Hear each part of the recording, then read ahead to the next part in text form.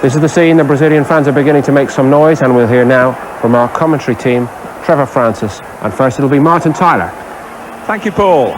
Brazil satisfied with their result against Ecuador, but not particularly pleased with their performance. They make just one change, though.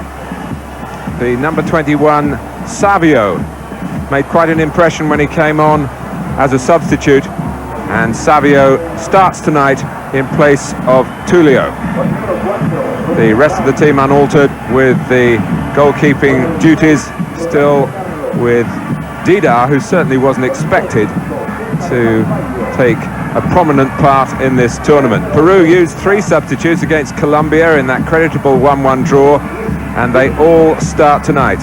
Percy Olivares, the number 4, Herman Penillos, number 11, and number 19, Herman Carti.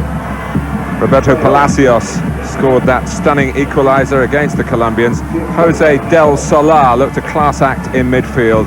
Remember, he earns his living in Spain with Tenerife. And all in all, Trevor, Peru did pretty well against Colombia.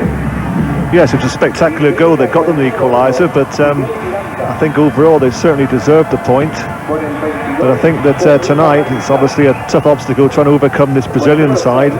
Although Brazil won at their best in the opening game, I do feel that they're a little bit victims of their own success, because at the moment it appears that it's not just enough for them to win. They have to try and win with a little bit of style, a little bit of flair that we've come to associate with the great Brazilian teams. Well, if you talk to many Brazilian supporters, they will even tell you that they don't want Mario Zagallo as the coach, for all that Zagallo has achieved. Tele Santana is still the popular choice, a former Brazilian national coach, of course. But tonight, Zagallo equals the all-time record. He is coaching Brazil in charge of an official international for the 74th time, equaling the mark set by Faiola in the 50s and 60s. I don't know about the fans not wanting Zagallo. I think also a certain Mr. Romario would endorse those comments. He doesn't seem to see eye to eye with Zagallo at all, and I'm one that's very disappointed that he's not playing here tonight. I think he's one of the world's outstanding strikers. He was so important to Brazil during USA, always a threat, tremendous around the penalty box, and it's a pity that the likes of Romario and Bebeto are not here tonight. Well, we have Edmundo, we have Savio, the number 21 on the right of your picture, and of course little Juninho, who was so impressive in the Umbro Cup when Brazil, without Romario and Bebeto, certainly looked very good in that particular tournament. They hope to get better here. Patience is the message from Zagallo to the fans that have come here tonight, and not as many from Brazil. We're very close to the Brazilian border here in Rivera, not as many as the organisers of this tournament hoped, but they've certainly upped the atmosphere from the earlier match played here between Colombia and Ecuador. And it is Brazil in those wonderful, meaningful yellow shirts, preparing to start their second game of this group, this difficult group really for Colombia and Peru and Ecuador to match the standards of the world champions. But it is remarkable that Brazil are looking for a piece of history in this tournament. They've won the Copa America only 4 times, and on each occasion in their own country, so they've never won it outside Brazil. And given all those World Cup glories, that really is quite extraordinary. One of the problems has been getting enough preparation time for this tournament, and they've fallen foul of some difficulties again this year. The Sao Paulo Championships are going on at the moment, and that has meant that Mario Zagallo hasn't had full access to players from that part of Brazil. 1 or 2 who would have been involved, like the goalkeeper Zetti, who played in the Umbro Cup games in England last month. So Brazil very strong favourites here, but Peru are a determined and developing outfit. Here's Carty after a little surge by Pinillos. Dunga gets it away. Juninho. Brought down by Rodriguez. The referee here from Paraguay wastes no time in producing the game's first yellow card. Well, it's quite clear what his intentions were. Juninho went away with him without any problem. Showed great pace. I think he's become one of the most exciting players there is in Brazil at the moment. Here he shows individual skill, tremendous acceleration to get away from his marker. Now you see him hack to the floor, which certainly justifies a yellow card. Ronald Dahl, the number 4, who scored the crucial goal against Ecuador. For all their potential in free play, it took a set piece to win their last international. Nicely executed. Juninho corner, Jorginho flick, Ronald Dahl header. And that came just after Ecuador had a player sent off. And it was only 16 minutes from time, so Brazil know there's room for improvement here. But they're so adept at playing tournaments. They've won so many tournaments. But as I say, never to win the South American Championship outside their own country. That's something they'd like to put right here in Uruguay over the next 10 days. Roberto Carlos, who, like Juninho, drew so many plaudits from the European observers. Carranza seems to have a different and more defensive role, the number 22 for Peru, than we saw him on the left-hand side of midfield against Colombia.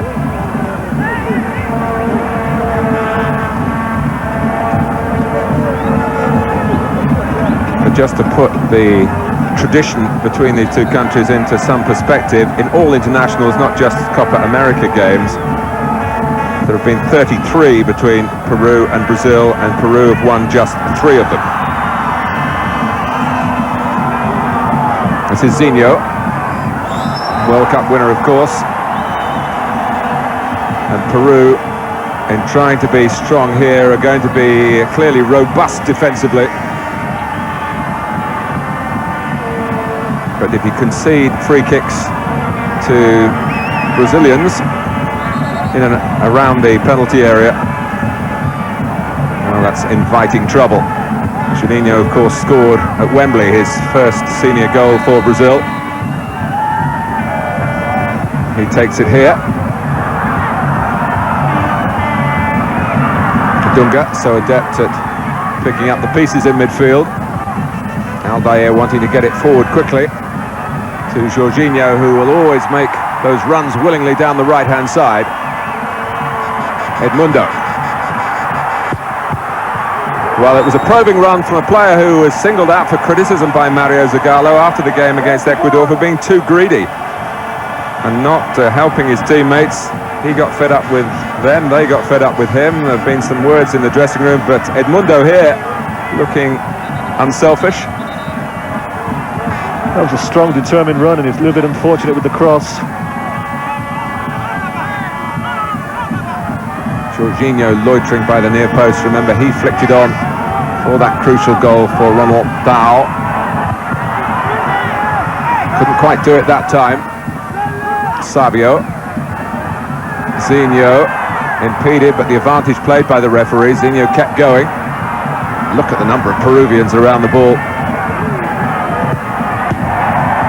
And in the end, Juninho hasn't got too much weight to throw around of his own. Was happy just to knock it out of play to snuff out possibly a Peruvian break. Trevor. I wouldn't think Peru would want to give away too many corners tonight, because if that's anything to go by, they're certainly going to be a threat, because that's the type of ball. Zinho with his left foot, in-swinging corner to that near post with pace. Only needs a little flick. It's so difficult to deal with. Edmundo's ball through for Savio.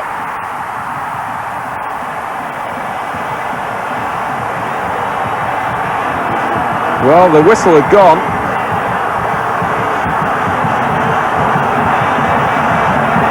Well, we can see whether it was offside or not. Well, that's tight, isn't it? The linesman's put his flag up. But I was very impressed by the finish. Savio, he didn't know whether he was offside. He put it in the back of the net like every striker should do in those situations. Very calm finish. Just touch and go whether it was offside. But no goal for Brazil, but already we've seen here a brisk beginning from them. As Trevor was saying, winning isn't enough for their fans. They need to be seen to win with their colourful style, and a lot of hard work, of course, goes into building situations of strength to play from. But Savio came on for Atilio in the first game, had a couple of good shots at goal, earned his team a penalty, a pretty fortunate one, which, when justice was possibly done, Edmundo's shot was very well saved from the penalty spot. Here's Edmundo here at full pace. Flag goes up. Hold of the ball in the mind of the linesman across the line. But Peru expecting a tough night here, and the early signs are they might get one. Dunga, Savio, lovely control. Dulanto was able to get to him in the end without conceding a free kick.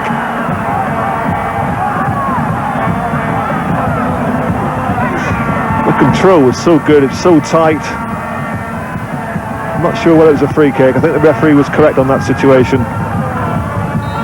Certainly looking for the free kick, because as we know, the Brazilians are so dangerous from that situation. I think Janino would have relished that position. Well, they do fight each other for the right to take those free kicks, but the free kick here goes to Peru, trying to get themselves back on the world map, really. Palacios moves away from it.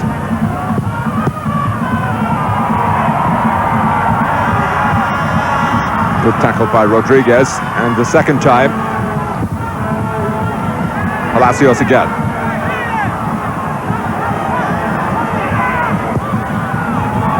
There's no one there really to attack the cross, but almost a mistake by Jorginho that very nearly let in Carti. Del Solar is Olivares.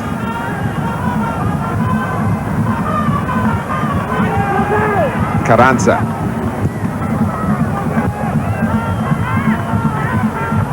Cesar Sampaio, Brazil's number 5, the holding midfield player, able to play tonight despite having to go off early against Ecuador with a head injury. He's a pretty tough character. I don't think there were too many doubts that he'd be telling Mario Zagallo that he was ready if required, doing the job that Mauro Silva did so effectively in the World Cup campaign. Well, one or two of the Brazilians starting the game with gloves, temperature dropping. It's been a pretty pleasant day. Temperatures up as high as 18 degrees. When you're used to the sunshine, a couple of weeks winter work in Uruguay can be a bit demanding for those who don't like the cold.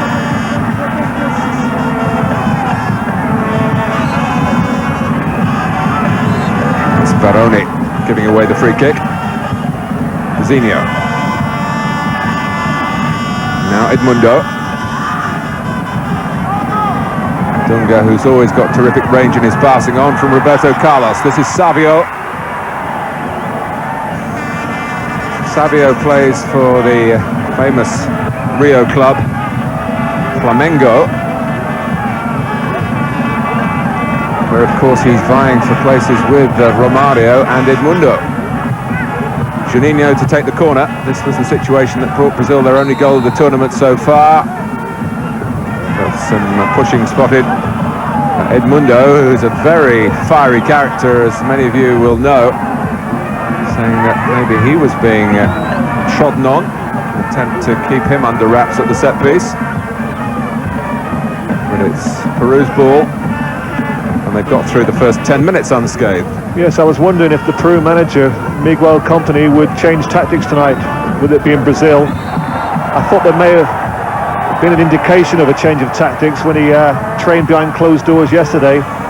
But it appears that it's the same tactics.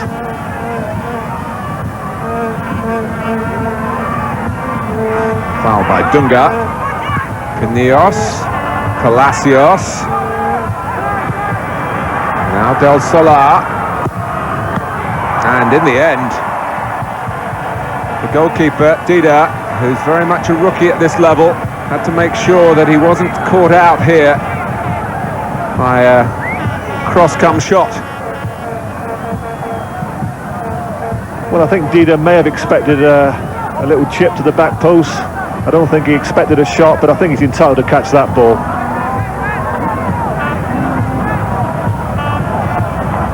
So corner to Peru. Dulanto, the number 5, has come up for it. Palacios will take it. Didn't get as far as the goalkeeper. Edmundo. Picked off by Rodriguez. Cesar Sampaio in there to win the ball, does just that. Savio looking for Edmundo's run. Olivares is the defender.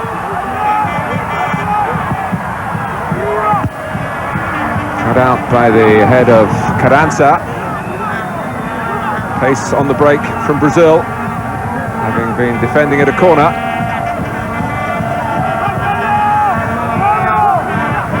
Juninho with the change of pace.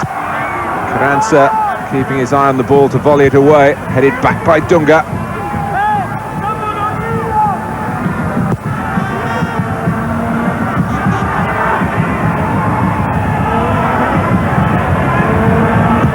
Boldao.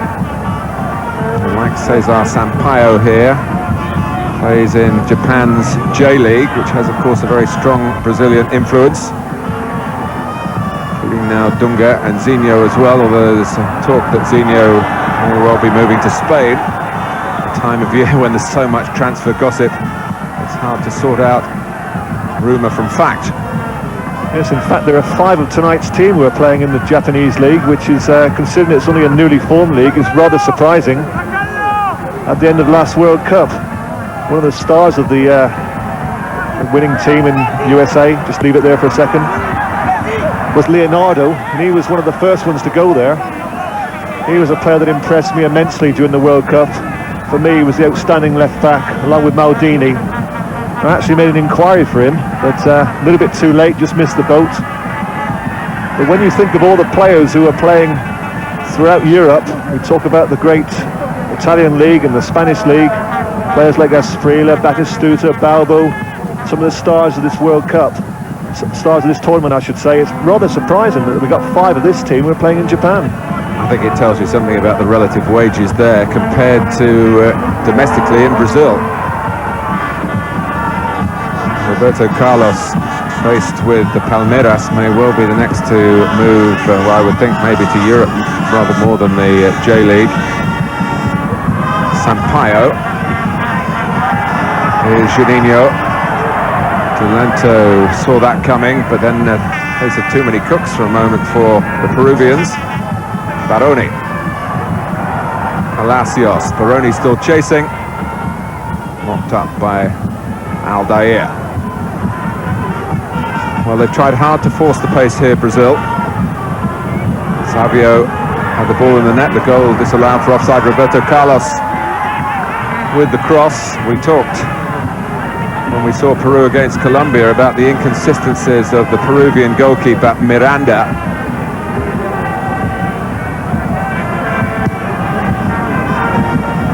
He will need, you feel, to be at his best tonight. Dunga, referee helping Peru.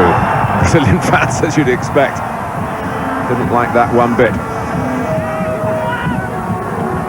Whilst we're briefly on the subject of transfers, Martin, I was a little surprised that Santos, who's not in this squad, decided to leave Fiorentina and go to Ajax for a relatively small fee of just over 2 million. When you consider some of the prices that Premiership managers are having to pay in England at the moment, I think it represents a reasonable sort of purchase at 2 million. Yes, that's Marcio Santos,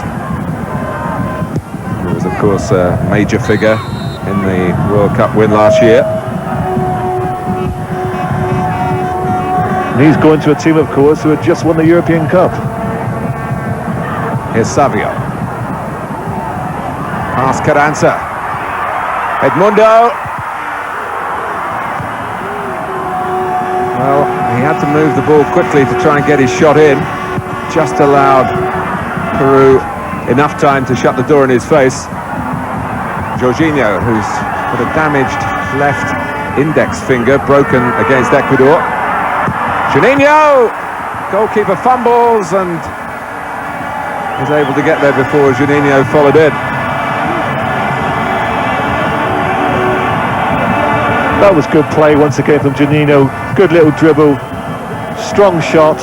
Keeper gets down well and saves, but powerful shot. What a good little player he is. Well, he plays for Sao Paulo. He was telling us when he was in England that he's going to sign a new contract there despite all the interest. He's very grateful to Sao Paulo for what they've done for him, which was nice to hear. And he's young enough at 22 to maybe sign for another year or two and still maybe just fill out a little bit as well for playing outside Brazil later on in his career. But plenty of clubs would take him now. He's seeing plenty of the ball as well. Dunga. And a free kick, helping out a situation where Jorginho and Dunga looked as though they got in each other's way. No foul this time as Edmundo hits the deck. He plays in that little area, doesn't he, just behind the front two. It's an area that I think only the best players are given the role to play. Players like Cantona and Bergkamp, Juninho just come onto the scene. If you can play, it's a great little role to play in. It's a problem for teams who are playing against you because you don't know whether to push one of the defenders out, whether the midfield player should come back and mark. Just plays in between, and it's so difficult for the opposition to pick him up.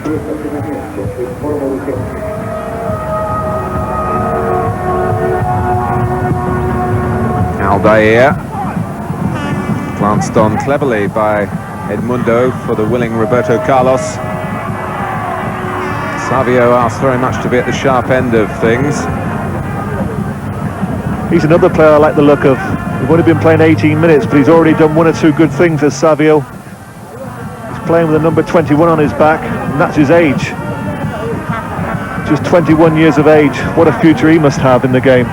Well, they regarded him as the find of the 1994 national championships in Brazil.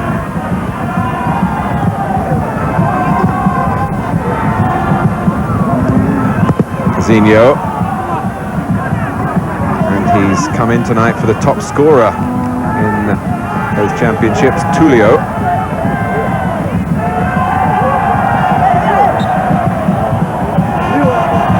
The Peru, who've looked to a new generation of young talent to try and get out of the doldrums, working very hard at the moment to stop Brazil overrunning them. Edmundo and Miranda, annoyed with the defenders for not making the challenge first of all. The ball did just dip on him as he went for the save. Yes, I would also think Carlos would be a little bit annoyed there because he's come up in support, made the overlap. I felt that Edmundo should have released him just there. He's elected to come inside. Fair enough, it's a decent shot, but Carlos made a good position. He should have just slipped it through to him. Juninho's corner, and Ronaldao climbing unfairly. The squarely made strong man at the back. And look at Edmundo there. Well, he's obviously out to make amends for what happened to him in the first game when he was criticised, as I was saying, from within the Brazilian camp, and that criticism made public. He's chased across to get the ball and get the game restarted, making up for lost time, really, having got back into the Brazilian side, left out of the World Cup squad because of his unreliable temperament. Unreliable, that's an understatement. He's not called the animal for nothing. He'll argue with opponents, with referees, with his own teammates, and television crews have been in his line of attack as well. And of course, with the competition that they've got at the moment up front, he's got to play well, because one bad game and you're out of this team. Only recently Atilio scored 2 goals against Poland, and he's been omitted tonight. And there's Ronaldo, of course, hailed as the new Pelé, who scored at Wembley. He came on as a substitute against Ecuador. He's still only 18, of course. But they're still looking, you sense, for the right combination to carry them through this tournament, as the rest of the side is pretty solid and regular in its composition. When you look around at some of these front players, feature of their play, and I think it's common with most great players, is this change of pace. In the midfield there, Juninho and Zinho both have got this, and up front, Edmundo and Savio, both very, very quick players. Certainly helps. And they're certainly trying to use that injection of speed to really get Brazil going here, but they're finding out that Peru, who've been soft touches at times in the past, maybe not so tonight. Baroni has been playing for Porto under Bobby Robson in Portugal, mainly, in fact totally, in the league side as a substitute. But he's certainly regarded as the senior Peruvian striker in this tournament. Whether he'll get to see too much of the ball tonight remains to be seen. Dunga guiding it forward nicely. Cesar Sampaio in a slightly more advanced position than usual. Well, Roberto Carlos loves to drive on. Dunga, Zinho, quite the elevation. Dunga again. Roberto Carlos, the deflection helping the goalkeeper, taking it away from Edmundo, but he was striving to get there in keeping with his performance over the first half of the first half.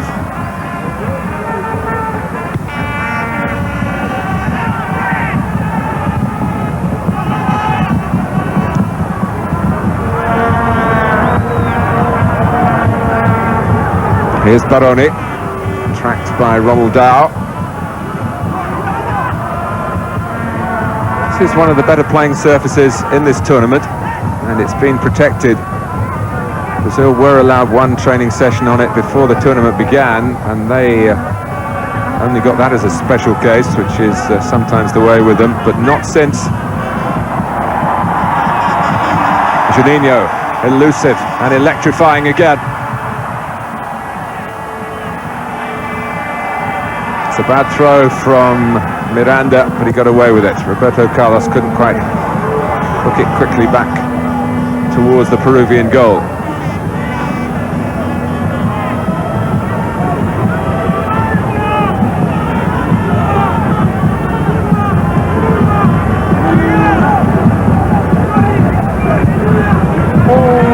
Throw by Roberto Carlos. Cesar Sampaio. Dunga. Offside. Dunga and Jorginho in particular, they play together so often. They have a telepathic understanding.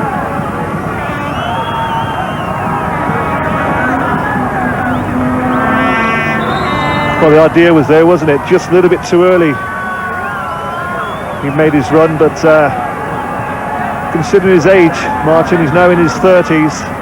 Still likes to get forward, still got a great deal of pace, still one of the outstanding fullbacks.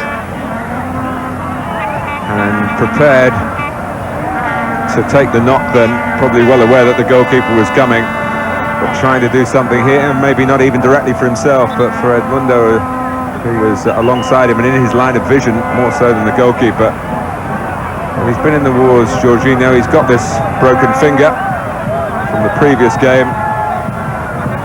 Now temporarily, he hopes, he has to be sidelined here in game number 2 for Brazil in Group B.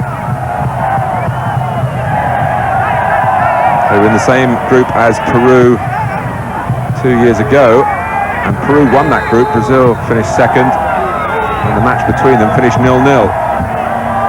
Peru have done well there, holding a good line just outside the penalty box. Catching Jorginho, I think it was Edmundo, both offside. Savio, who likes to drift to the left-hand side. Bowled over by Rodriguez, who has been booked and is walking the tightrope at the moment. He was late. Yes, he was late, but I think that his momentum made it look worse than what it really was. He was going at such speed, he couldn't help but fall to the floor. Roberto Carlos. Juninho. He gets it back from Edmundo.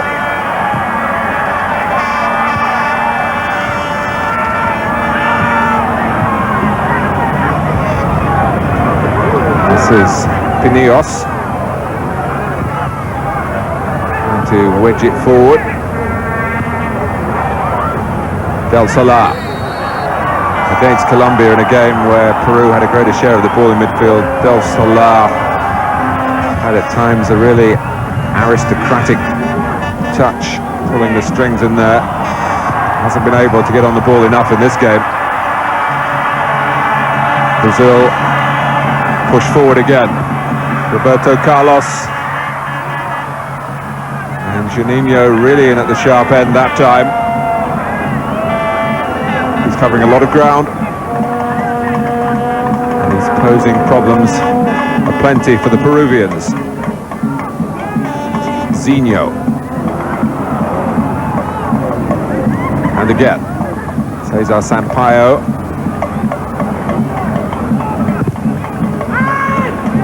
Just a word about the role that he's playing in there, Martin, just behind the front two. I think he interprets the role extremely well. I think there are at times a tendency, you know, when his fellow midfield players have got the ball, or defender, to come in, always receive the ball to feet. But what I'd like to see, and he's just done it there, is to try and get in at the back of defenders. It's important that if you're playing in that position to vary your game.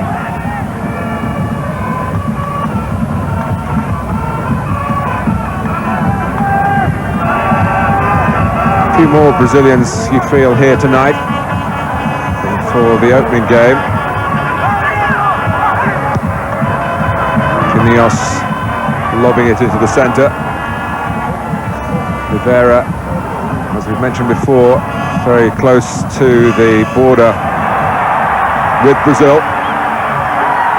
Juninho again. Edmundo was hoping for it to be really cut back towards the edge of the area, but Juninho really only saw Savio and couldn't find him. But he's so positive, isn't he, when he gets the ball?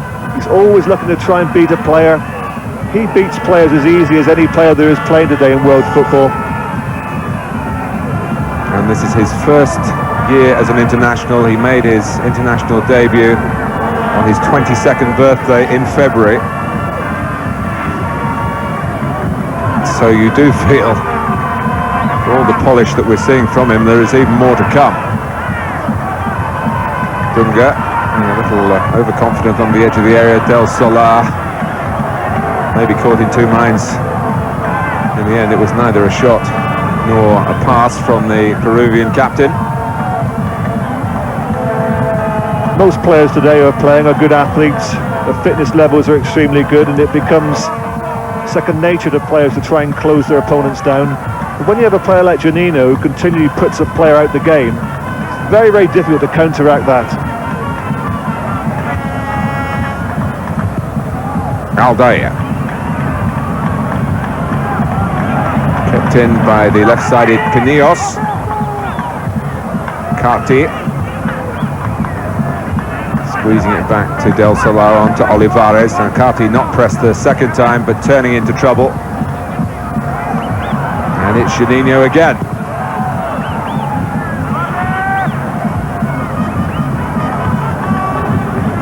Roberto Carlos.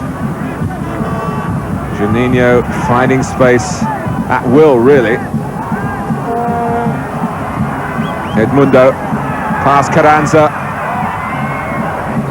Referee had a good look. His view was slightly masked, I think, but he's given the corner.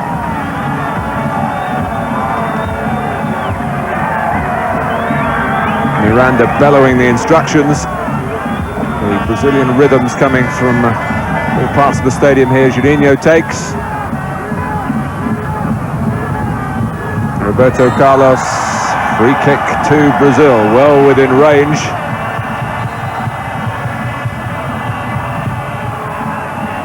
Offensive challenge by Palacios, never really within range for his tackle. I would think this is more likely to be Carlos from this range. Perhaps a little bit too far out for Juninho, but certainly not too far for Carlos. He's got a wicked left foot on him, and I think he fancies his chances from this sort of distance. One or two gaps in that wall that have been plugged now, but need to stay tight. So many options available to Brazilians. Roberto Carlos bangs it goalwards, went for power, parried by Miranda. Danger not over yet. Aldair curves it in.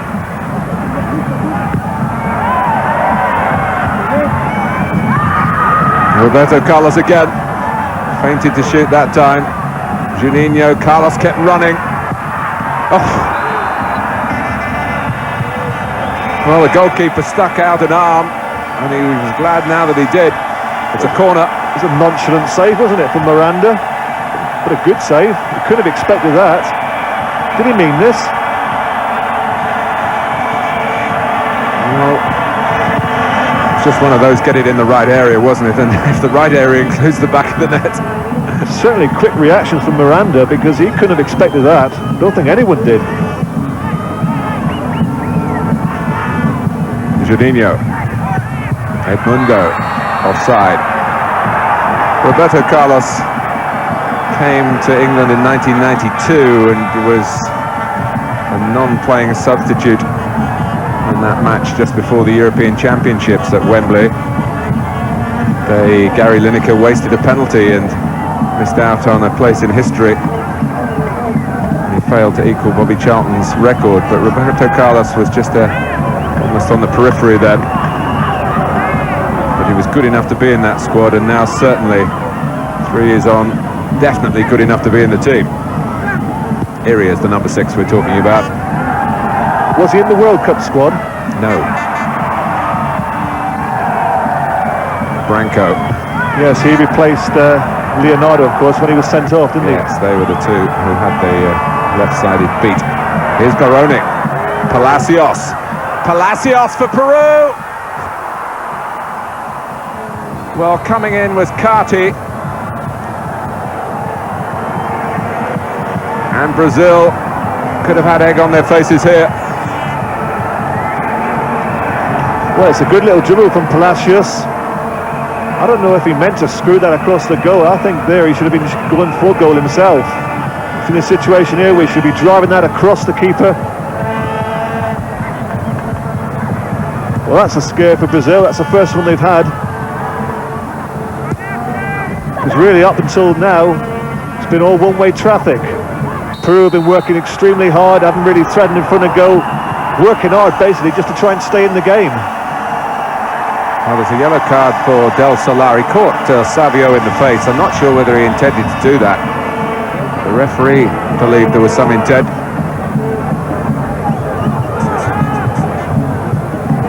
Roberto Carlos teasing Carranza. Oh. Bit of showboating there by Miranda, but it stuck. And they don't always, if you look back on his previous international appearances.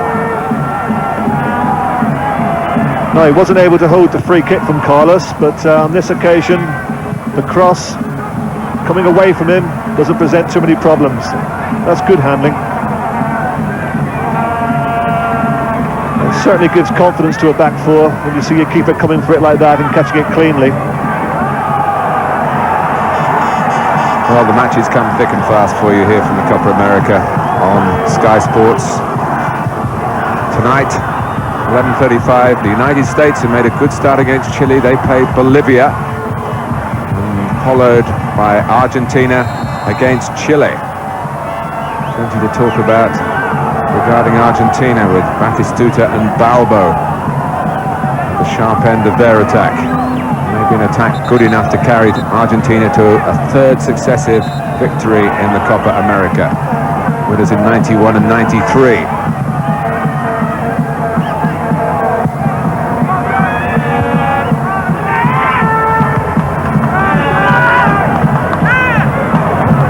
Dulanto.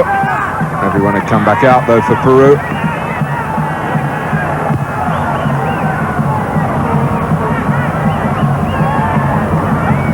Not been too impressed with the clearances, the quick clearances I should say, from some of the keepers in this World Cup. We've seen one or two keepers trying to throw the ball out quickly and giving possession away. There you saw Dida trying to kick the ball quickly up front to one of his strikers, but he also gives it away. Juninho rarely gives it away. He finds Roberto Carlos here. Really did suit the defenders, but Zinho and Jorginho, Edmundo, carried by Dulanto.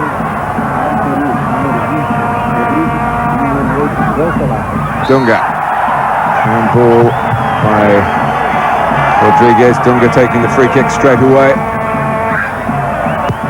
Jorginho that time just couldn't cushion it as well as he has been doing. Good strong work by Baroni.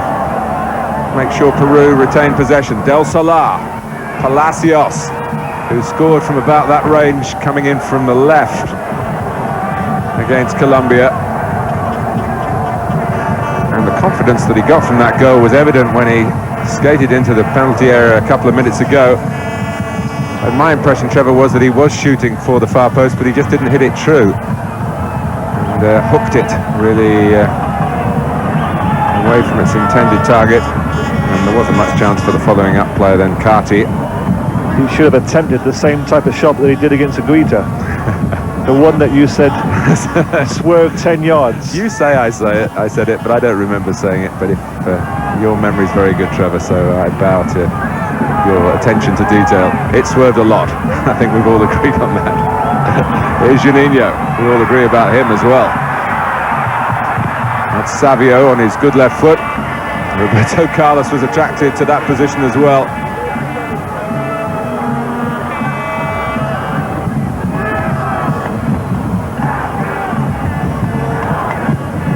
Roberto Carlos with the cross. Miranda not too convincing with the pat away. Jorginho is coming in to battle for it, and he's won it back and then slipped at the crucial moment. And once again, Edmundo goes to retrieve the ball, gets it back in play quickly. He wants a good behaviour medal, doesn't he? That's good play from Jorginho. He's rather unfortunate, just don't see it, but as he's about to put the cross in, he slips.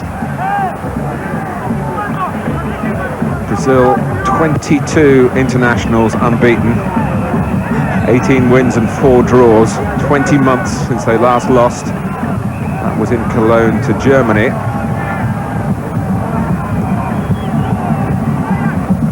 It's the measure of the task facing Peru here, looking for a rare win over their illustrious fellow South Americans.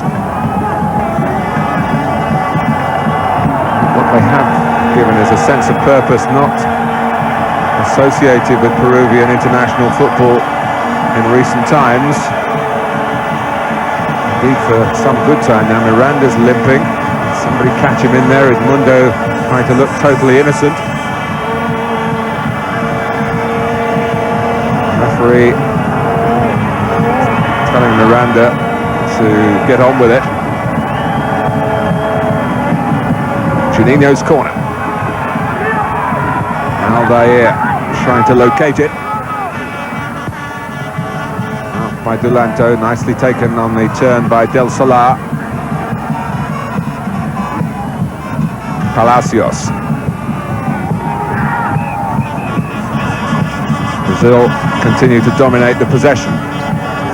Juninho for Savio. It's gone behind. Goal kick.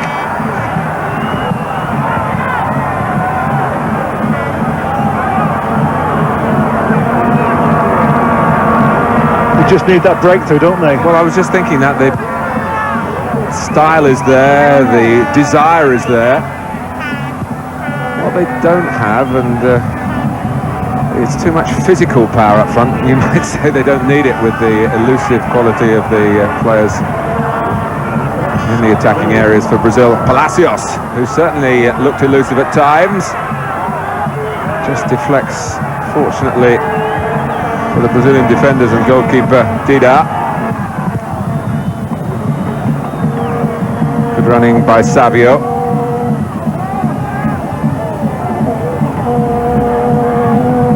And the support from Zinho, who's a good continuity player. Juninho, but it's all being played in front of Peru at the moment. I'll be happy with that. Jorginho trying to get a better angle for the approach work. Juninho is there again. So many touches on the ball in this first half. Ronaldo gets a second bite at it.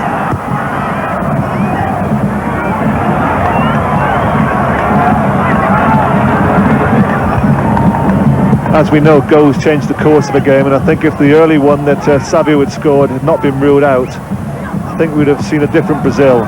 At the moment, they're playing, certainly I feel, just within themselves, doing enough, passing it around, good control, created one or two chances, but you'd expect a little bit more from a team of this calibre.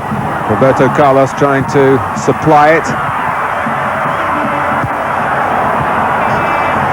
That's Dunga.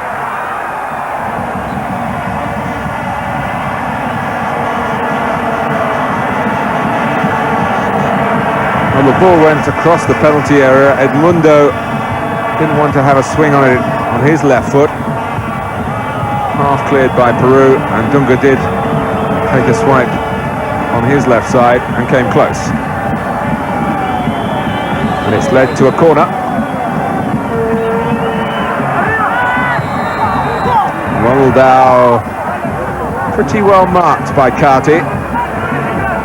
The opening corner, the opening corner from Zinho from the opposite side caused plenty of problems, and whilst they've had quite a few corners since, they've all been from the opposite side, and Juninho has swung them in, one or two near post, that one there to the far post, but they haven't caused too many problems, in all fairness. They haven't got too many big players, have they? They've got Ronaldo, they've got Aldair, and it was, as I mentioned earlier, Jorginho who flicked on for that goal, the only goal Brazil have scored so far in the tournament against Ecuador, and it took them 74 minutes of that first game to get that.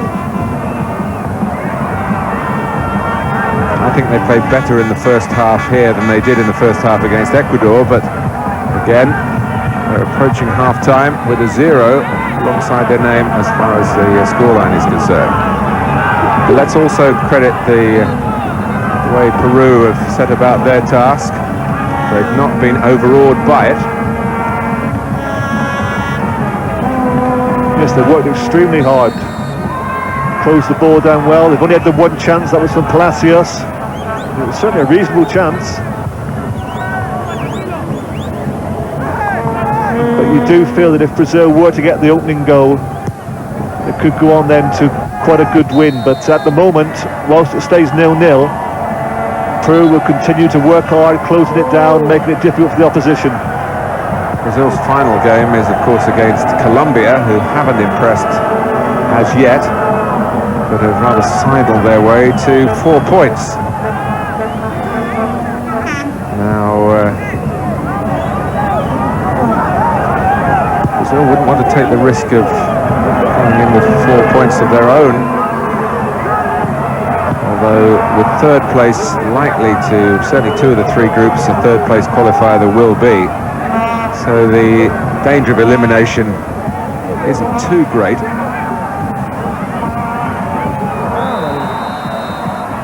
We go into stoppage time, there's very little of that. Brazil have certainly worked hard here. As Trevor Francis said, had they had the goal by Savio allowed when it was ruled out for offside early in the piece, we might have seen a more vintage first half. They've tried hard. Juninho has been outstanding with his individual contribution, but a pat on the back for Peru, who've competed very well, and at half-time they can be proud in their dressing room that here in Rivera it's Brazil 0, Peru 0. Yes, and Martin Tyler perhaps has used the most perfect word to describe this first half: competitive. Lots to talk about. Our guests in a moment. Getting ready to go in the second half here at Rivera, but just a reminder about what's coming later today on Sky Sports. Again, it's a double header, this time in Group C. United States against Bolivia, That's at 11:05 our time, and then a scheduled start at Paysandú once more for Argentina against Chile immediately following that one. We're all set to go then in the second half. Brazil and Peru tied, no goals at half-time. Commentary, Trevor Francis and Martin Tyler. Well, here in Rivera, we've got a player called Rivera on for Peru for the second half, one of two changes the Peruvian coach Miguel Company has made. The other seeing the reintroduction of Jorge Soto, the younger of the two brothers, wearing number 2. And it was a double change at half-time in their opening game against Colombia that bore fruit for Peru. They played particularly well in the second half. And it has been a feature, Trevor and I have mentioned it before, that coaches now, with the luxury of being able to make 3 substitutions, are prepared to make 2 of them at half-time and leave 1 for injuries for later on. Number 16 is Rivera. He's a pacey attacking player, and you're getting a little indication of that now. Taking on Ronald Dow. But he lost his footing and then felt some of Ronald Dow's bulk on the way down. Didn't hear the referee's whistle, so got up and got on with it. Well, the sub's certainly quick, and you wouldn't say Ronaldinho's slow either, is he? For such a big man. Terrific change of pace.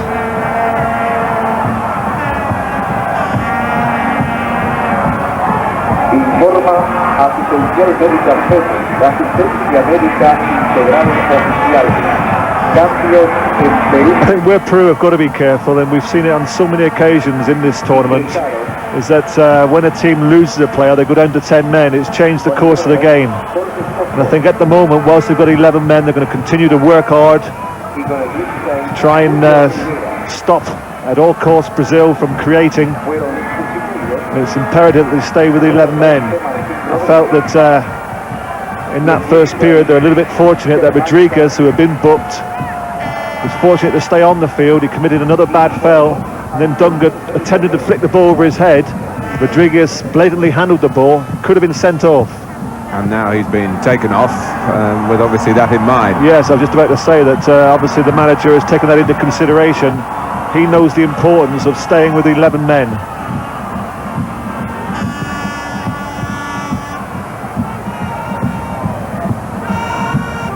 Del Solar. Here's Rivera.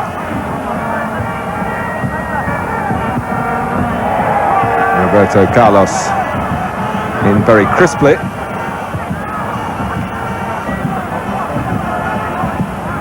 Julio Rivera has come on for Herman Cati.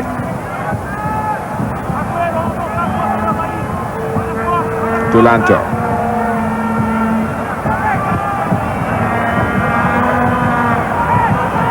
Nicely taken down by the experienced Jose Soto.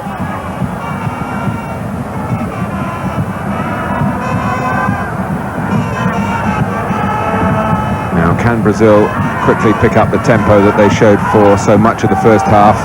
First half which ended in frustration for them, in that a lot of good attacking play didn't produce a goal.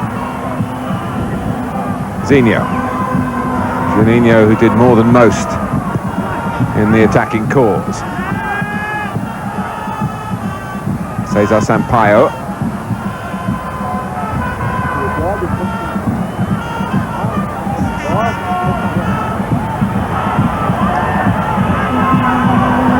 Savio. Again, Peru with plenty of players back as a defensive screen. Aldair likely to find a way through in that manner. Palacios, who showed us with just one splendid burst in the first half the type of player that he could really develop into. He's only 21. Olivares. Tricking Jorginho. Percy Olivares. Can carrying the fight forward for Peru, the danger against Brazil. If you do get sucked into a little bit of overconfidence and overcommit, they've certainly got the ability to pick you off on the break. Just ask England about that. You just mentioned Palacios, and I think he's probably Peru's best player. I'd be very interested to see him playing in the Brazil team, because I think he's good enough to play in the side. That's quite a compliment. Jorginho with a quick free kick. Savio wanting to cross it all the while with his left foot. And there wasn't quite the urgency of others attacking the ball in the middle. Well, it's a great run from the young lad Savio, but a real tame ending. He didn't have too many options, I suppose, because Edmundo's not made any movement at all. He's just stayed at the back post. As you can see, there's 3 defenders there, not one Brazilian in the picture. And that's different from what we saw in the first half, when everyone was buzzing. A bit slow to get going since the restart here in Rivera, which is a town of a population of around 85,000 people. And maybe a tenth of that population have come here tonight, supported of course by the Brazilians who crossed the border into Uruguay and taken advantage of a ticket deal tonight. There's 2 for the price of 1, and you get 2 games. That's for half-price rate. Cesar Sampaio.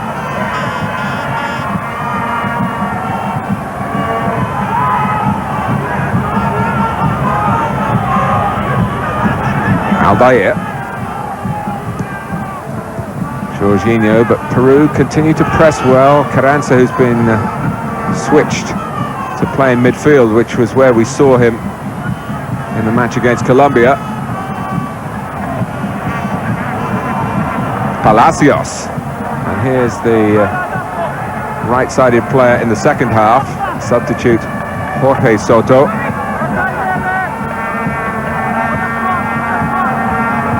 Del Solar. Well, there are no inhibitions here from Peru, making Brazil do a bit of chasing with some keep ball of their own. Del Solar. Olivera is trying to do for Peru what Roberto Carlos does for Brazil.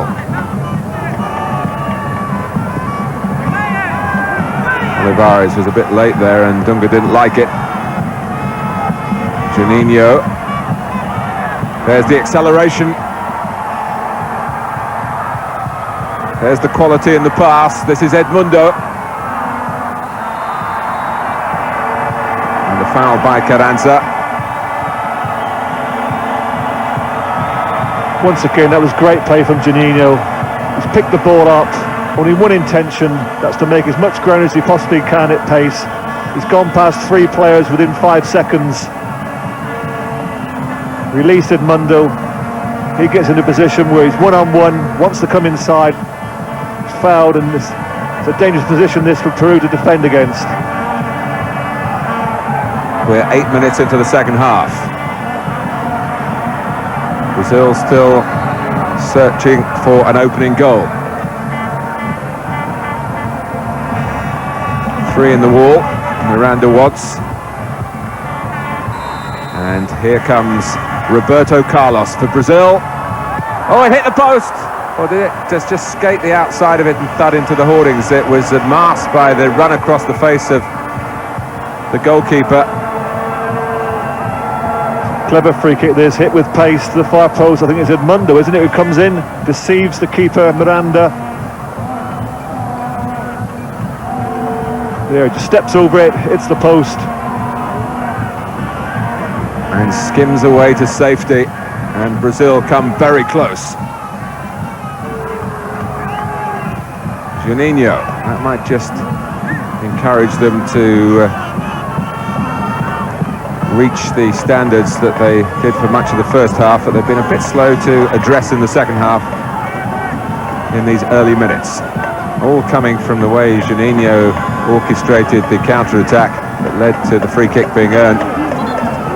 And Roberto Carlos not really masking his intentions about what he was going to do. But Edmundo crossing the line of the shot and making it difficult for the goalkeeper. Ronald Dow with not an easy clearance, headed on by Juninho, slightly misjudged by Dulanto. Savio in pursuit. Jose Soto gets it back to Miranda.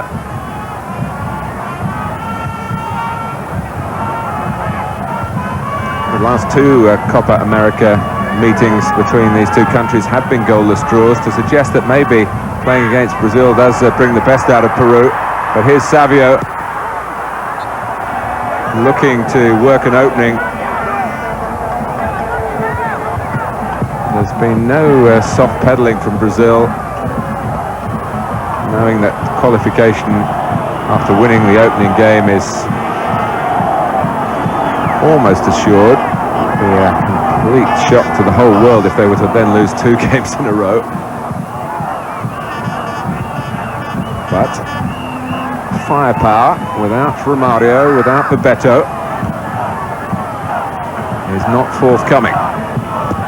Whether Mario Zagallo will want to effect a change. He's got Atilio to bring back on, of course, who he left out of the starting lineup. He began the game against Ecuador. He's got Ronaldo. Atilio indeed saying yesterday that, well, if you don't score when you play up front, you expect that questions might be asked, and I don't think he was too surprised to be dropped. He meant that not just for himself, but for all the forward players. You're judged by your goals. And while this tournament's going on, Romario is making plenty of noise. Back in Rio, he's been saying he might retire. He doesn't want to do the endurance training. He says he might play on if he's allowed just to do work in the penalty area. Doesn't believe that long distance running does his game any good. Jorginho has been criticised for that, Romario, by none other than the great Zico. Well, there's quite a debate going on in around the Flamengo club about Mr. Romario. Controversial figure, but no doubt about it, a great goal scorer. Seems to have his problems wherever he plays, doesn't he? Because if I remember rightly, in Barcelona with Johan Cruyff, he had 1 or 2 problems. Fell out with him, and I think as a result of that, made a quick return to his country. They'd like to have him in the penalty area now, Brazil, I'm sure. Jorginho takes, and Aldair was particularly annoyed having come up for the free kick. Well, that's not the quality of crosses we come to expect from Brazil. Very poor cross there from Jorginho.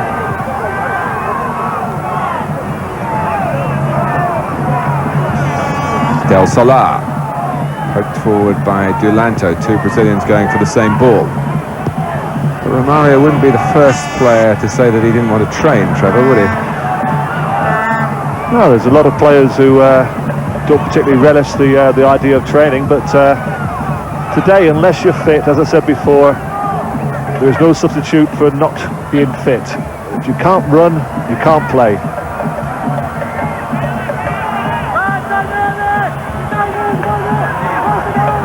Well, there's still a possibility here that Peru might cause a major upset. Not with attempted crosses like that. Juninho picked off by Carranza, making the goalkeeper work.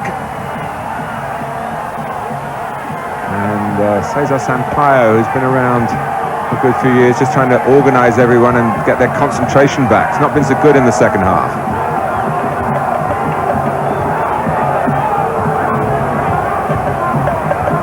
Straight down the slot for the goalkeeper, though, the shot. Aldair.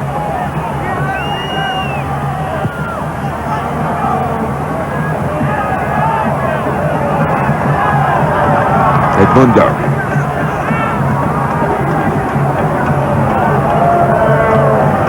Here's Dunga.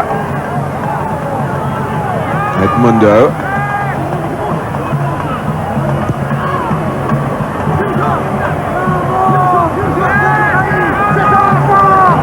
Dunga asked to find the key to the door again. Cesar Sampaio, Roberto Carlos Savio. But there's a crispness about Peru's defending, and there's a growing belief about their play on the break.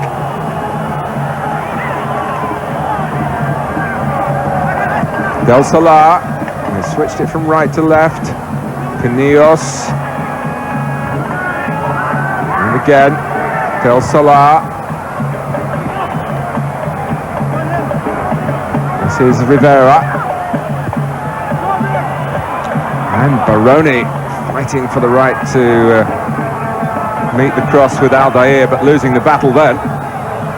Yes, I think it took everyone by surprise, that cross from Rivera. He's got a bit of pace, and you'd expect him to try and get past Carlos, get to the byline, which isn't easy because Carlos is quick himself, a good defender.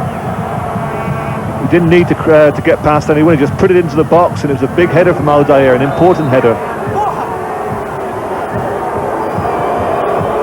We told you about Romario and what he's doing, but Beto fell out of favour with Zagallo when he chose to stay with his club. When the Umbro Cup was on, he was picked for the squad to play in England, but didn't show. Those were the two forwards who led the world a merry dance in the United States a year ago. We feel if Brazil are going to make this piece of history and win the South American Championship outside Brazil, some of the forwards on the roster here have got to come alive in this game and in the subsequent ones. Zinho, Savio can't get there. They don't have the look of Batistuta and Balbo about them up front. No, it's quite obvious that Brazil are struggling at this moment. They're looking for a spark, they're looking for somebody in the side to ignite them, and it's not coming. Maybe they need the manager on the sideline, Zagallo, to give them that little bit of a lift. Perhaps an introduction of a substitute, maybe Ronaldo. That would give the team a little bit of a spark. That's what's needed. Well, Mario Zagallo, who's well into his 60s now, and he's kept on at a job really that has a fair amount of health risk, because he feels he really hasn't had the credit that he deserves for his part in Brazilian football. One way or another, he's been involved in all the 4 World Cup triumphs, twice as a player, once as the head coach in 1970, and then he was the right-hand man to Carlos Alberto Pereira in the United States last year. And yet, as I said earlier in the program, a lot of Brazilian fans still favour Tele Santana. You can't point to a pedigree like that of Zagallo. Jorginho has been a good servant to whichever coach has been in charge of the Brazilian national team for some years now.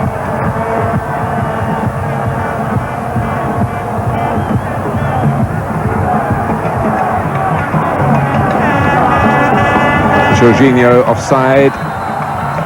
Just going back to your point, Martin, about the 2 front players here and comparing them to Balbo and Batistuta. The one thing you feel about Batistuta and Balbo is that their records are excellent. Despite the fact that Argentina, or the 2 players themselves, are not necessarily playing well, they weren't necessarily playing well, you always felt they were capable of scoring. At the moment, with Savio and Edmundo, you don't know where a goal is going to come from.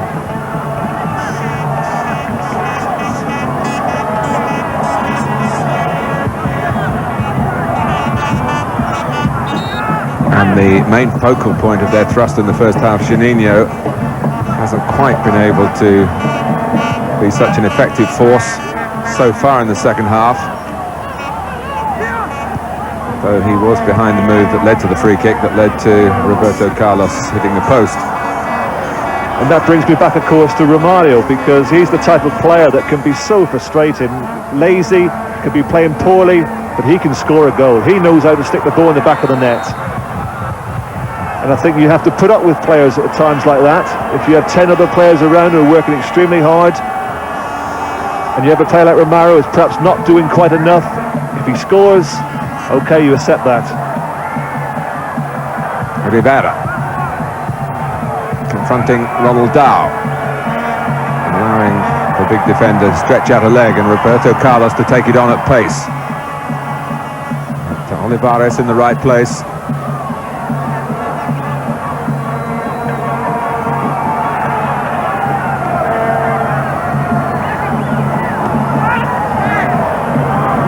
Edmundo. Jorginho giving him an angle down the right-hand side. Juninho going into the middle. Once again, very, very poor cross. They did get 3 players in the box there. Savio, Edmundo and Juninho all in the box waiting for the cross. But Jorginho fails to deliver. And that's been really typical of the second half. Yes, we've noticed throughout this tournament so far that the teams have often matched each other, cancelled each other out in the first half, but the games have opened up and sharpened up in the second half. But it hasn't been the case here in Rivera so far this evening. The injured player, Percy Olivares, will be checked closely by those Peruvian medical men there, because 2 substitutes have been used. There is a third permitted, but there's still 25 minutes to go.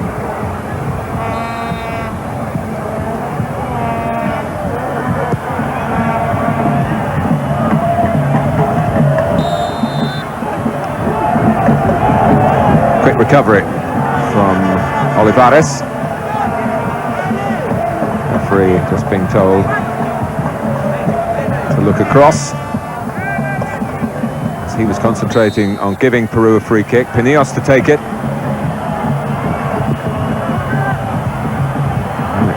It wasn't a very good free kick, but it went a long way. And Del Solar trying his luck from long range.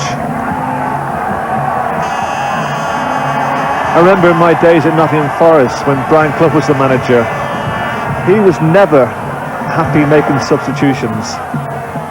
Obviously, if a player was injured, he couldn't continue, substitute had to be made, but tactically, seldom did he do it. And you just wonder if Zagallo comes in the same category. The team now have been playing for 67 minutes. First half, they played reasonably well. They haven't reached any levels in the second half. In fact, by Brazilian standards, it's been inadequate, their performance. And they certainly need a lift from somewhere, and perhaps, as we said, Tulio, Ronaldo coming off the bench will give the team a lift, but he hasn't made any substitution, and I can't quite understand his thinking. It was Baroni leaving a foot in on Dunga. Brazil have the ball, and the referee lets the game go on. Whether he'll take some action against Baroni when play stops, we must wait and see.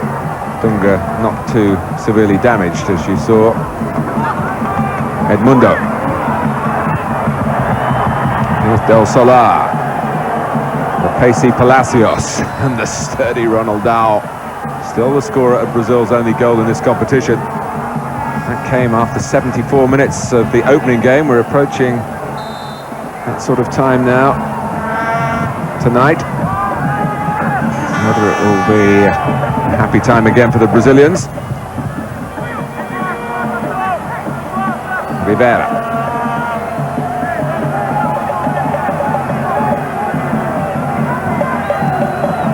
Now Pinillos. Jorginho come infield with him. He was left on his backside for a moment. Juninho. Zinho, who's sometimes criticised within Brazil for being a bit predictable in his play. He's getting on for 50 caps now, so he must be doing something right. Roberto Carlos, they better not let him shoot. He only needs half a second and half a yard.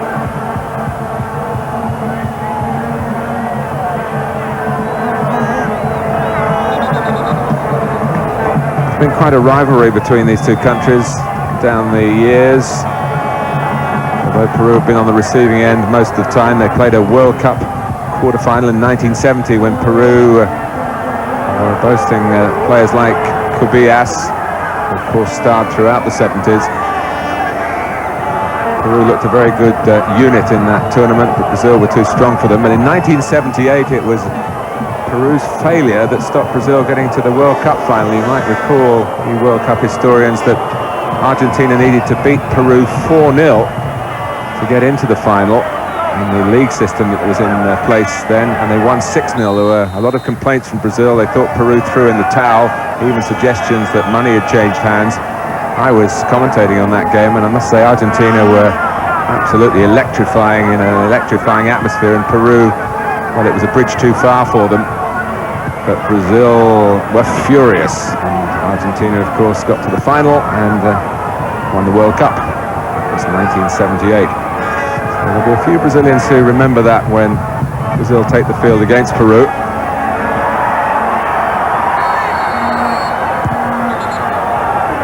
You mentioned Cabiles, and it was the following year, whilst I was in America with Detroit Express, I actually played against him. It was down in Florida with Fort Lauderdale, and in the forward line with Cabiles was George Best. Not bad. Useful forward line. Still see Cabiles, and shouldn't mention him with the Scottish viewers around. Of course, he did terrible damage to Scotland in those 78 World Cup finals, but we still see him around. He does television work on the circuit for a Latin American channel in the United States. Charming fella, great player. Dunga. Well, we're digging back into the past really at the moment, because the present here is not too fulfilling for Brazil. Zinho trying to change that, got past Rivera. Delanto beating Edmundo to the cross from Roberto Carlos. See, I think the striker there is entitled to get in front of the defender. A natural goal scorer, someone like Romario, I keep mentioning, would have been there in front of him, getting his body in front of it, keeping possession of the ball in the penalty box where he's so dangerous. There was no reaction there at all from Edmundo.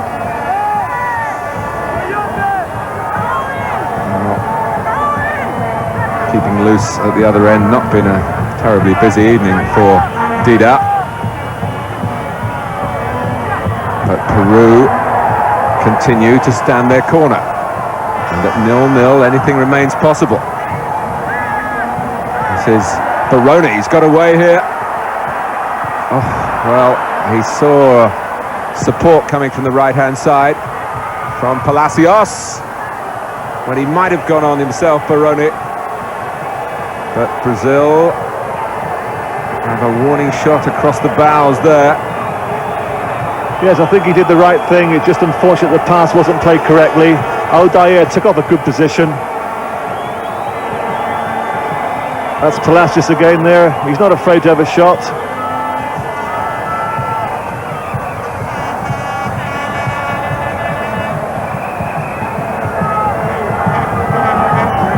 Juninho.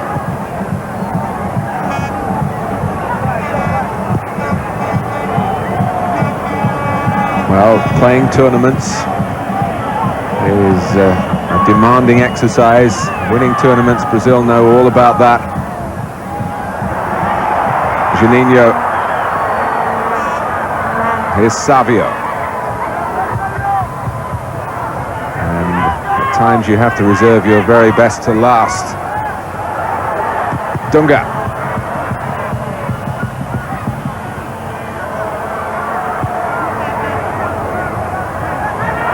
Brazil hinted at what they can achieve in the Copa America in the first half, but they've looked more vulnerable in the second. And the crowd here beginning to feel perhaps that Brazil wouldn't mind another Copa America goalless draw against Peru. Edmundo, with his own personal place at stake, wouldn't subscribe to that view. Well, Peru are working really hard for this point, because they realise that with already 1 point attained against Colombia, they must fancy their chances in the last match against Ecuador, and that could possibly give them 5 points, and that would certainly put pressure on Colombia and Brazil, and it would make that match a very, very interesting game if this scoreline stays 0-0.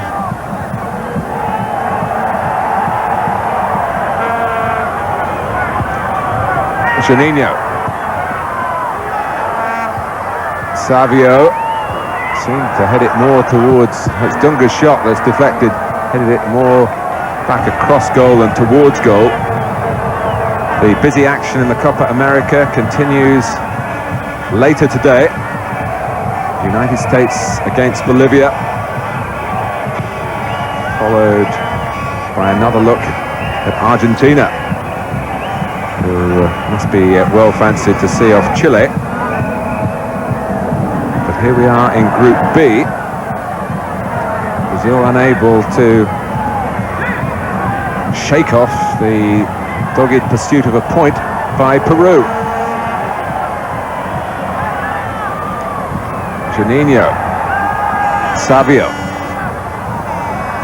now Cesar Sampaio.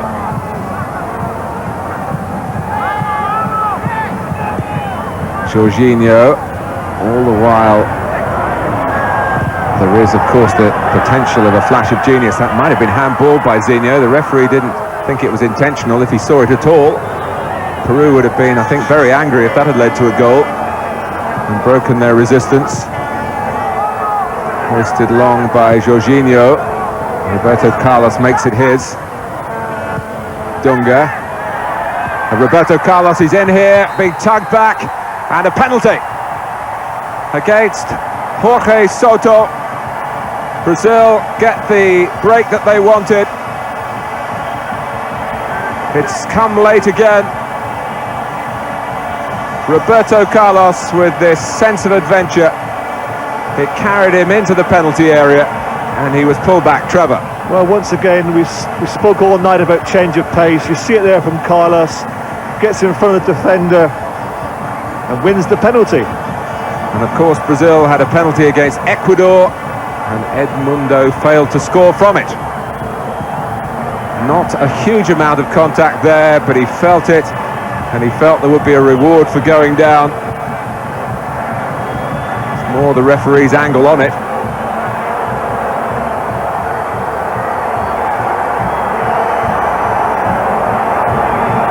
Brazil, if there was a doubt, certainly got the benefit of it. Miranda's protested. Doesn't look like Edmundo's taken this one. Well, it's a crucial kick for Brazil.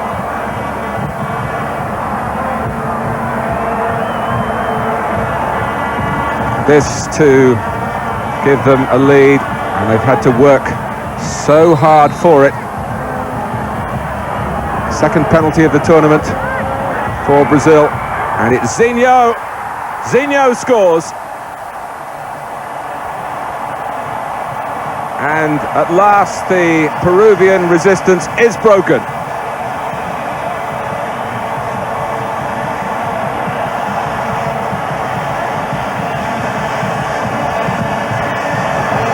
Zinho keeping his nerve, and Miranda totally going the wrong way. Brazil 1, Peru 0. Well, you can't say they haven't deserved it, but you couldn't quite see where it was going to come from.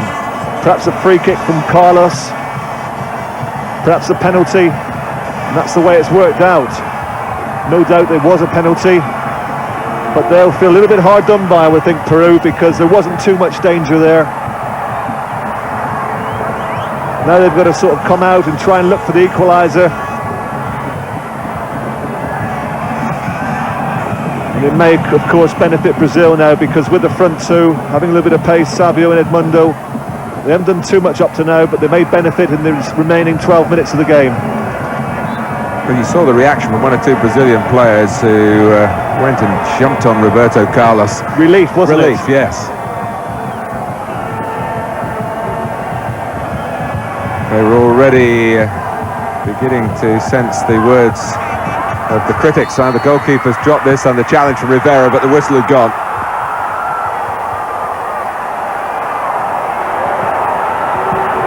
Aldair telling the referee to use a card, and I must say that's something on a football pitch I detest seeing. One professional telling an opponent being picked out like that. The referee make up his own mind. Was smacked in by Palacios, but it's not going to count because of that challenge. And the goalkeeper's big enough to look after himself, you feel.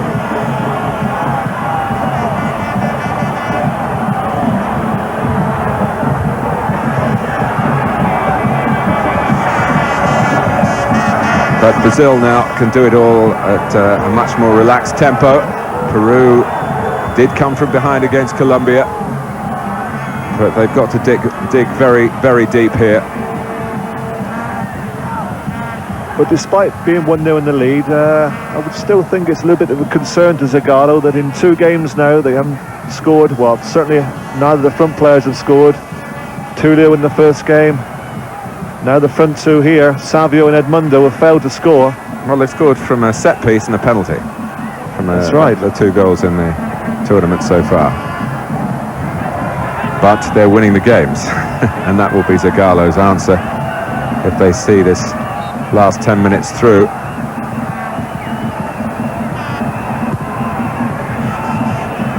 But I think he's a man who likes to play the game in the correct manner and likes to win with style. Jorginho. Dunga. Edmundo.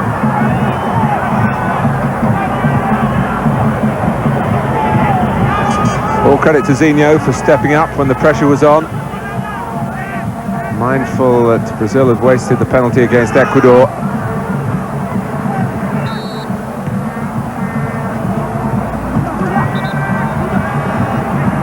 His 6th goal for Brazil, coming in his 46th appearance. 2 of those 6, of course, superbly struck. You'll probably recall in England against Japan at Goodison Park recently. And he hit the penalty with the same sort of conviction.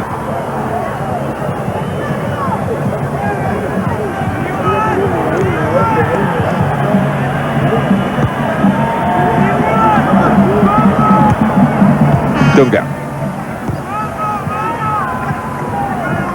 Jorginho slips Olivares. It's a bit more like it. Oh, Edmundo must get it here. He slid it into the corner just about. So that's a great weight off his shoulders. And Brazil are certainly home and dry against Peru now. Well, that's the best cross that Jorginho's put in all evening. He would have been disappointed there that neither of his strikers there, Savio or Edmundo, attacked the ball in the fashion that they should have done. But they've got a break here, because as the ball comes in, that's where they should be attacking it now. And that's poor defending. It falls to Edmundo. And this is an unusual goal. He just flicked at it and it's in the back of the net. Well, he was setting himself for it, had just got enough power to squeeze it in beyond the despairing lunge of Miranda. And Brazil have scored a goal from free play, but it would hardly be described as a classic. Well, when the ball fell to Edmundo, I really thought he was going to have 1 touch and then smash the ball in the roof of the net. He's had 1-2 touches and the ball's just bobbed over the line, just escapes the outstretched arms of Miranda. And that's Roberto Carlos. It strikes the frame of the goal for the 2nd time, the same post, but this time from a very different part of the pitch. Peru, belatedly, you feel, want to get another attacker on in the shape of Ramirez. Look at this, though. Banging back off the post into play. Well, first half he had a shot like that, and I wasn't sure whether he meant it, but on this occasion I think he did mean that. He's driven the ball with power and pace to that near post. And it's only been the upright that's stopped the ball from going into the back of the net, because I think Miranda was certainly beaten. Edmundo.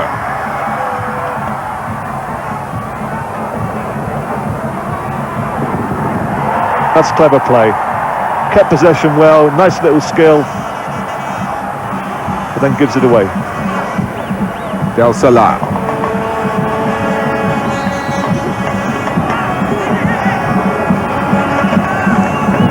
Ramirez bundled over.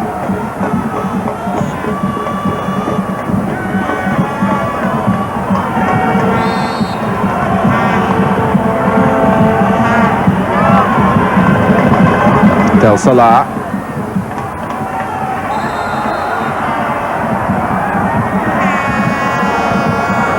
And Baroni impeded, so it's going to be another free kick to Peru.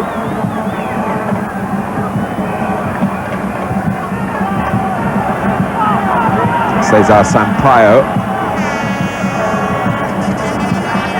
just miscalculating there.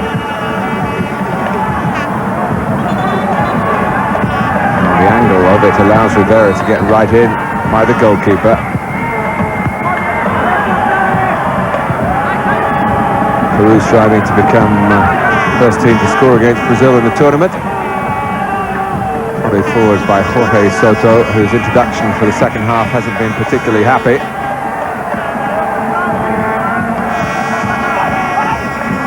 Cesar Sampaio's done a good job for the team tonight. Hasn't been too involved in the picture, but done a very intelligent job, just playing in from the back four, just screening the back four. Not a spectacular player, but I would think that his teammates, players like Ronaldao and Alder at the centre of the defence, really appreciate the work that he does. Yes, he would have been a contender for the World Cup squad, but he got injured at the wrong time. Mauro Silva did that particular function fabulously, one of the Brazilian performers in the United States. Of course, he's been injured this season. Well, it's suddenly been taken away from Peru, who did well to get to half-time at 0-0, but weren't threatened at all with any menace of that stature for half an hour of the second half, and then the penalty goes against them, and their world in this particular match has caved in.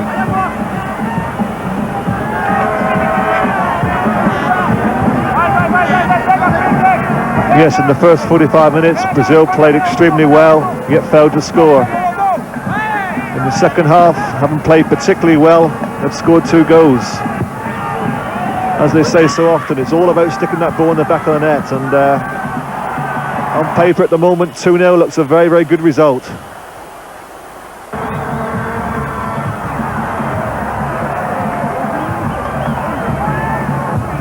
Of course, any sort of win would have taken them back above Colombia, who stumbled past Ecuador earlier here tonight. It's a booking for Carranza. It's his second of the tournament, so he will be suspended from Peru's final game against Ecuador. And really jumping into Dunga. Jorginho.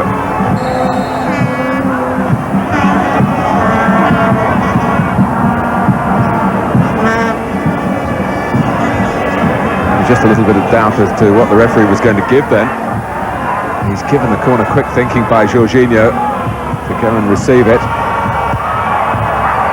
Good challenge by Ronaldao. Juninho's right in there. That's the first short corner they've played all evening. They've concentrated on that driven ball into the near post, 1 or 2 to the back post. But it was only quick thinking by Jorginho that provided that short corner. Yes, at a time where 1 or 2 lesser players might switch off mentally, the game effectively over. Jorginho. They're so important, aren't they, the 2 fullbacks, this Brazilian team? They're very alert, like to get forward and join in. And so important these days that you have fullbacks who, they're asked to do everything, aren't they? First of all, they must defend, but it's so important now that they must come forward and join in, become part of the attack. And in Carlos on the left-hand side and Jorginho on the right-hand side, they've certainly got 2 very, very good attacking fullbacks. Savio. Here's Zinho. It'll be interesting to see whether Mario Zagallo experiments a little bit with his selection for the 3rd game, with 6 points safely in the bag. In the Umbro Cup, you might recall, he barely changed the team at all. And obviously believes in continuity, which is a much underestimated quality in football.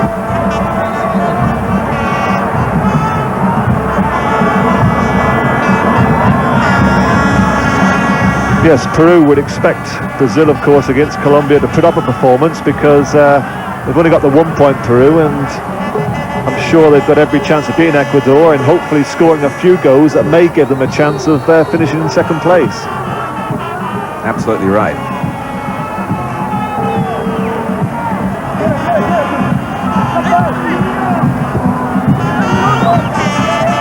Well, it's often the case in the group games when really even in the World Cup so few teams are eliminated after a high proportion of matches, and then the real cut and thrust starts in the knockout phase. But as we saw in the Umbro Cup, once you're winning it becomes a habit, and I think they're in that habit at the moment. Despite not playing as well as they can, they always feel that they can win. Well, the unbeaten run goes on 23 games now, 19 victories. Del Solar in stoppage time. Peru have fought gamely here. They've certainly not been outclassed, but they have been beaten. The turning point, the penalty, another late show from Brazil, who scored late to beat Ecuador in their opening game. They had to wait a long time here for a penalty converted by Zinho, and then they embroidered the victory with a second rolled in by Edmundo, and they haven't conceded a goal. Peru put up a creditable fight, but Brazil have played 2-1-2 in the 1995 Copa America. And thanks to Trevor Francis and to Martin Tyler. I hope very much we've kept you entertained into the small hours of the morning. Brazil on course then. They're through to the second phase, and you have a feeling we'll be hearing more of them.